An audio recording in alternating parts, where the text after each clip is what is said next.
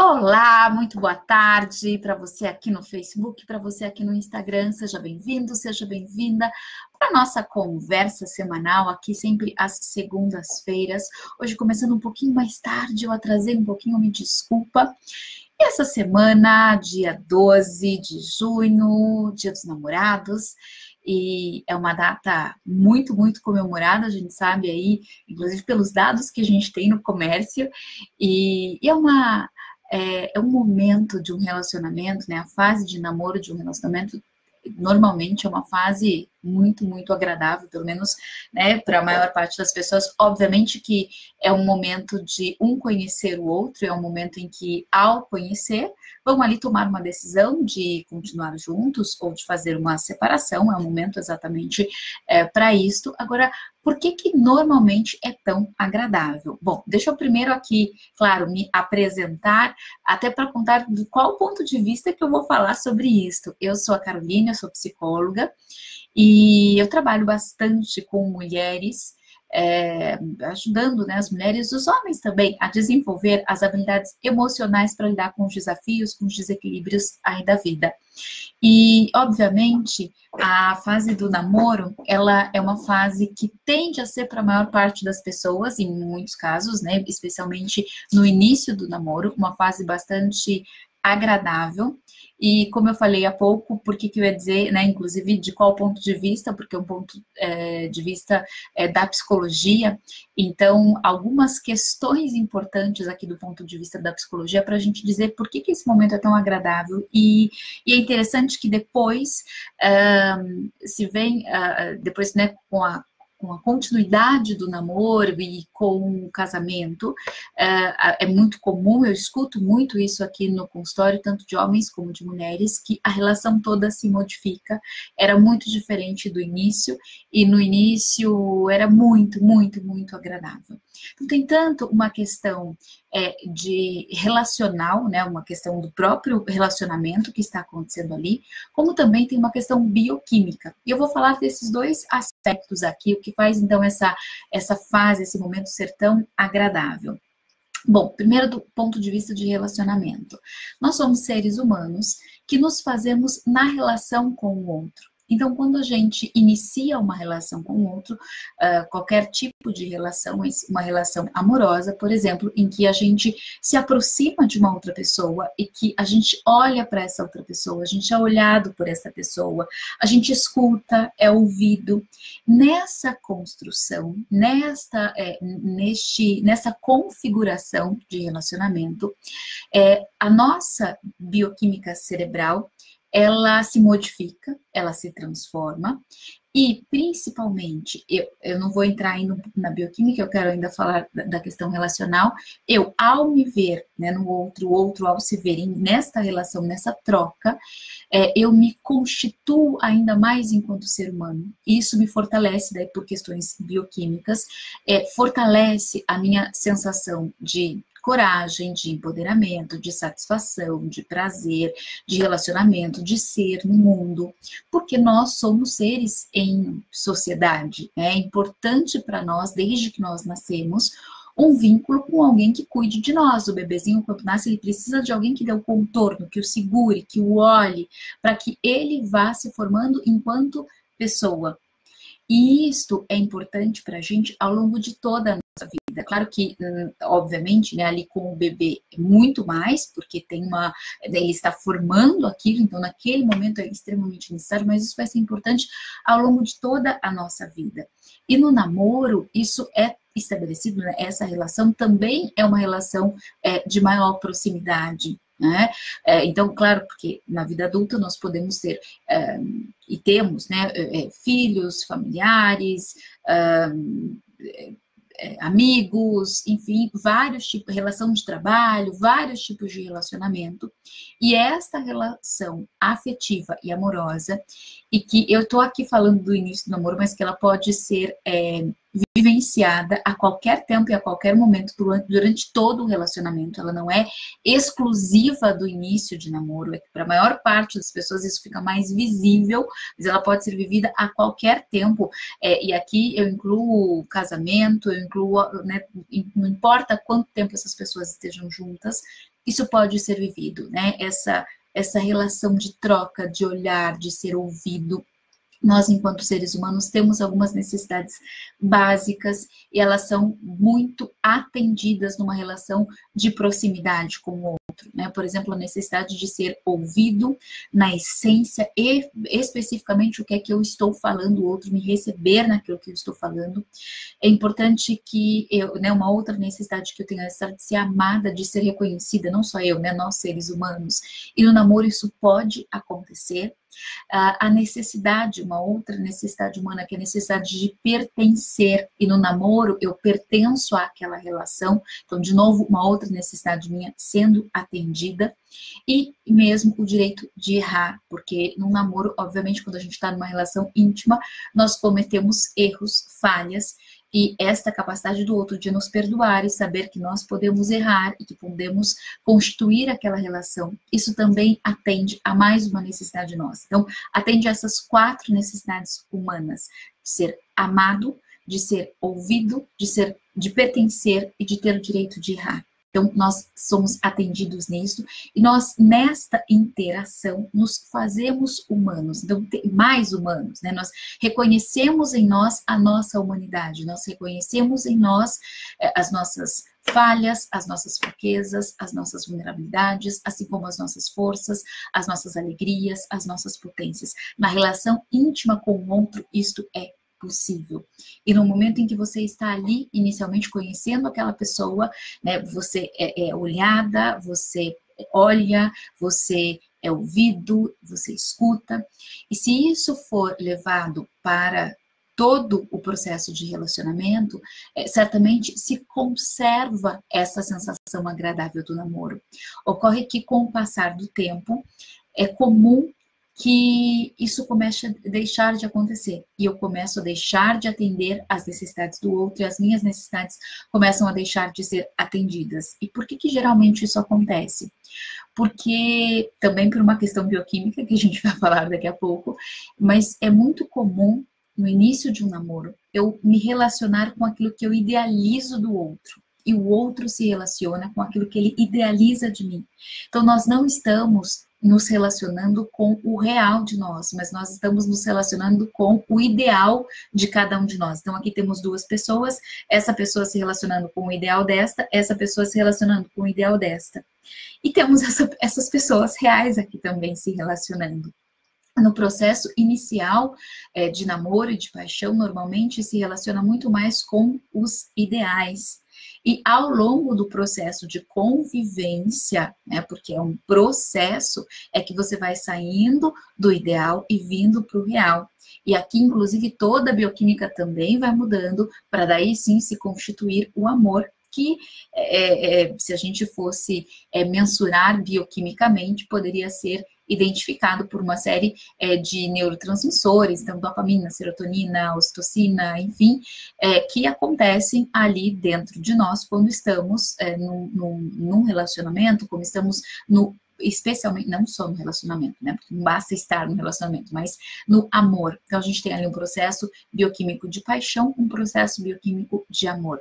E esses processos são altamente agradáveis a nós, seres humanos, porque muitas das nossas necessidades, dos nossos desejos mais íntimos são ali atendidos, inclusive por conta do que é gerado bioquimicamente. Então, de novo, daqui a pouco eu vou entrar ali na bioquímica, mas ainda falando aqui, né, só para a gente ir concluindo. Então, as necessidades básicas são atendidas, primeiro porque eu preciso, eu me faço, né, inteiro com o outro, depois por conta dessas 4 necessidades básicas que eu falei. Aí um outro aspecto é que a gente aqui lida com o ideal, então enquanto a gente lida com ideais, inicialmente é muito agradável, depois pode ser bastante frustrante, ou não, pode ser uma descoberta muito, muito agradável, onde efetivamente se constrói o amor. E aí a gente então entra um pouquinho na questão bioquímica, o que faz essa fase ser tão agradável. existe uma diferença, né, entre o que acontece com a gente bioquimicamente na paixão e o que acontece com a gente bioquimicamente no amor. É como se fosse uma receita de bolo, uma receita de uma torta, enfim, em que existem componentes, quantidade de ingredientes específicos de cada um dos elementos que você vai colocar ali para poder produzir aquilo que você vai produzir. E se falta elementos, aquilo não vai acontecer. Se tem elementos em excesso, não vai acontecer. Então, por exemplo, sei lá, você vai fazer um bolo e aí você não coloca o pó royal, ou você não coloca o trigo, ou você não coloca um bolo de chocolate, você não põe o chocolate, não vai acontecer o bolo. Então, para o bolo acontecer, precisa daquela composição com aquela quantidade bioquímica de cada um dos elementos ali, de neurotransmissores, né, de hormônios, enfim, para que aquilo aconteça. Então, e aí, por que do ponto de vista bioquímico é tão agradável? Eu não vou entrar aqui muito na seara bioquímica, porque a gente abriria, né, hoje as lives de segunda-feira, elas são mais curtinhas, elas duram só 15 minutinhos, então a gente vai, né, eu até posso, de repente, pensar para a semana que vem a gente fazer uma coisa, né, de bioquímica, se bem que eu acho que a gente já tem um tema definido, mas enfim, eu posso olhar isso, para a gente entrar um pouco nessa questão que é muito bacana, que é muito interessante, eu particularmente gosto muito, aprecio muito de saber dessa bioquímica e de como a gente modifica realmente de acordo com o nosso estado emocional, a nossa bioquímica muda, né? E é uma coisa que é uma via de mão dupla, né? A nossa bioquímica muda e muda também o nosso estado emocional. Mas aí, voltando então lá para a questão da paixão e do amor que é construído, especialmente que começa a ser construído durante o namoro, pode começar a ser construído durante o namoro. Ocorre que tanto na paixão como especialmente no amor, uma série de neurotransmissores, de hormônios são produzidos que trazem para nós substâncias muito agradáveis. Então, por exemplo, um hormônio que é bastante comum deste momento é a ocitocina, porque a ocitocina ela é o hormônio que permite a gente criar vínculo, criar realmente, né, uma relação com uma pessoa. E a liberação de ocitocina, a produção de ocitocina, ela traz para a gente uma sensação de tranquilidade, uma sensação de conforto, de paz, que evita o estresse, por exemplo, que evita o medo, né, que nos deixa mais distantes do medo. E é por isso que é tão comum, quando a gente está num processo de paixão ou de amor, a gente se sentir, inclusive, mais seguro, ou mais tranquila, ou entrar menos em situação de estresse, porque, por exemplo, a ocitocina está sendo liberada, né, está sendo ali produzida, por conta de um estímulo de se criar um vínculo, ou de se constituir, ou de se manter um vínculo. Então, isso faz, e eu estou falando aqui de um aspecto, né, mas a gente tem outros aspectos, por exemplo, a dopamina, que também é liberada aí quando nós estamos no processo de paixão ou no processo de amor. E a dopamina, ela traz pra gente a sensação, por exemplo, de satisfação, de realização. E ela nos dá a sensação de coragem, né? A gente se sente mais forte, mais corajosa, enfim. Então, isso também é agradável pra gente. Essa sensação, né? Essa sensação sozinha, ela já seria agradável, ela já seria confortável. E quando a gente, claro, que para o amor acontecer, de novo, né, entra lá nos ingredientes do bolo. É uma certa quantidade de dopamina com uma certa quantidade de serotonina com uma certa quantidade de ocitocina, enfim, tem todo, né, de endorfina, tem cada um dos hormônios ali, ou dos neurotransmissores, precisam estar numa quantidade adequada. O que eu estou querendo dizer é que esses hormônios e esses neurotransmissores nos trazem sensações agradáveis. eles nos trazem sensação de satisfação, de tranquilidade, de coragem, de força. E estas sensações agradáveis, obviamente, elas são muito confortáveis de serem sentidas. Então, além de uma constituição com o outro, além de uma constituição das minhas necessidades básicas enquanto ser humano serem atendidas, a gente tem também no namoro uma questão bioquímica que não é nada romântica, é bastante, inclusive, concreta, palpável, porque ela pode ser, inclusive, mensurada, e que nos traz uma sensação muito agradável. É muito comum, né, a gente ouvir no jargão, eu escuto muito isso aqui no consultório, de amigos também, o namoro é maravilhoso, mas depois que casa, mas o namoro é incrível. Esta sensação, ela pode ser incrível para sempre, porque ela depende de uma configuração bioquímica, e essa configuração bioquímica, ela depende das atitudes, das ações, das palavras, daquilo que é alimentado ou não é alimentado, por você mesma e pelo outro nesta relação. Então, por exemplo, eu te amo, eu vejo você, eu enxergo você, faz com que o estímulo, né, para a liberação de ocitocina seja dado, porque eu estou dizendo aqui, eu tenho um vínculo com você.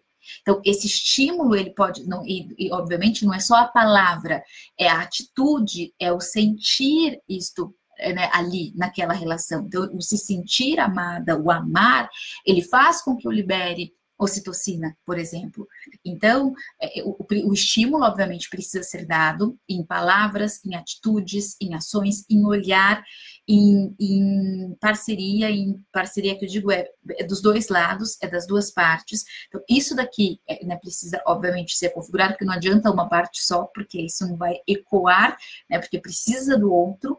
Então, não é uma parte só, é dos dois, mas que esses comportamentos, essas atitudes que são muito comuns no início de namoro, e que podem acontecer durante todo o namoro, e que podem acontecer durante o casamento, e podem ser levadas para a vida, elas são acionadoras de hormônios, de neurotransmissores, que fazem com que a gente tenha a sensação de bem-estar. Então, olha que coisa interessante, né? Como que não é uma questão simplesmente social o namoro. Ele é uma questão do quanto bioquimicamente a gente é influenciada e influencia o outro neste processo. O quanto a gente se faz enquanto ser humano e se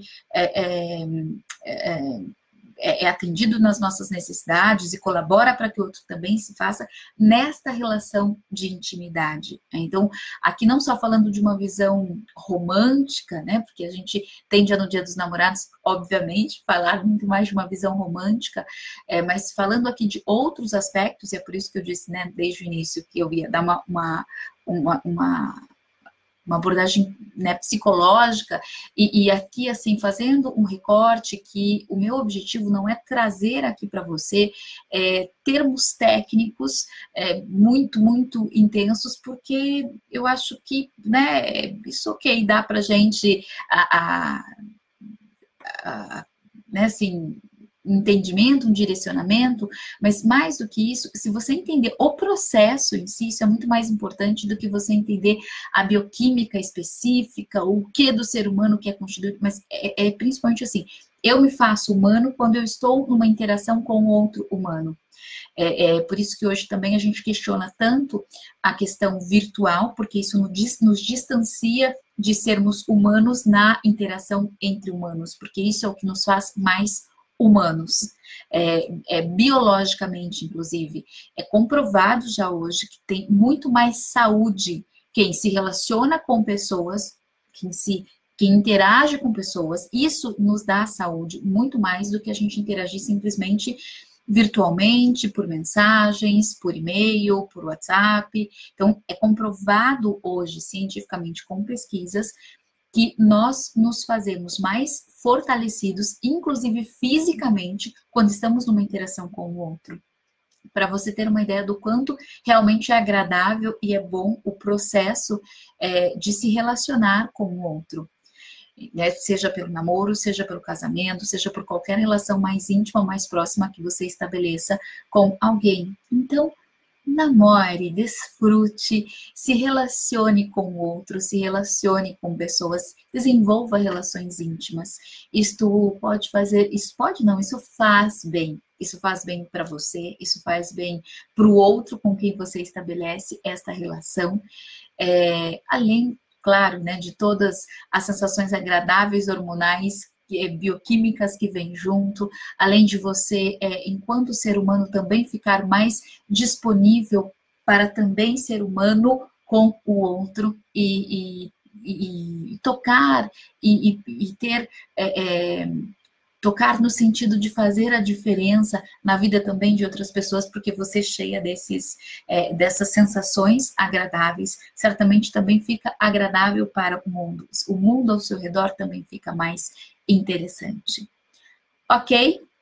Já passamos aqui do nosso tempo, então eu vou encerrando. Eu espero que quarta-feira, dia 12, seja muito comemorado aí pelos namorados e namoradas, independente do gênero, do estado do estágio do namoro, enfim, que você possa olhar para o seu parceiro, olhar para a sua parceira, trocar, trocar olhar, trocar cuidado, trocar o quanto você sente-se amada e ama e vice-versa, o quanto você pode ali se sentir pertencente àquela relação. Então, que seja um dia em que você se sinta aí pertencente a esta relação, que você comemore. E para aqueles que não estão namorando, para estas pessoas, o Dia dos Namorados também pode ser